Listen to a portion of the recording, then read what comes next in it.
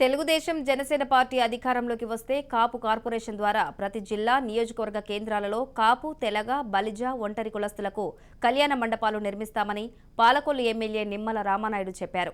పశ్చిమ గోదావరి జిల్లా నర్సాపురంలో కార్తీక మాసాన్ని పురస్కరించుకొని కాపులు నిర్వహించిన సమారాధనలో ఆయన పాల్గొన్నారు.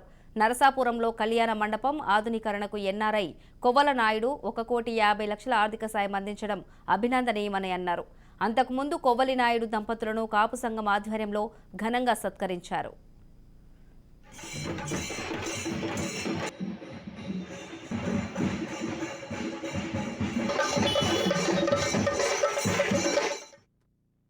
కళ్యాణ మండపాలు ఏ పట్టణంలో చూసినప్పటికీ కూడా మరి కాపులకు సంబంధించినవి చాలా వరకు మరి ఏ శుభ కార్యక్రమాలు చేసుకోవాలనుకున్నా ఏ యొక్క మీటింగులు కండక్ట్ చేసుకోవాలనుకున్నా కూడా జనాభా అయితే పెద్ద శాతంలో ఉంటుంది, కానీ వారికి సరిపడేటువంటి వనరులు లేనిటువంటి పరిస్థితి మనందరం కూడా చూస్తూ ఉన్నాం.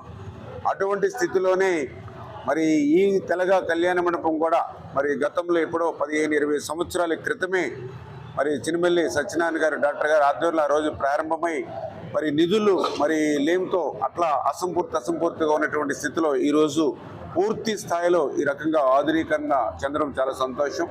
ఇక్కడనే కాదు, ఆంధ్రప్రదేశ్ రాష్ట్రంలోనే మరి ప్రతి ప్రాంతంలోనూ కూడా ఇటువంటి కాపు తెలగ బలిజ కళ్యాణ మండపాలు నిర్మించుకోవాల్సినటువంటి అవసరం ఉంది. ఖచ్చితంగా రేపు రాబోయేటువంటి రోజుల్లో తెలుగుదేశం జనసేన ప్రభుత్వం అధికారంలోకి వస్తుంది.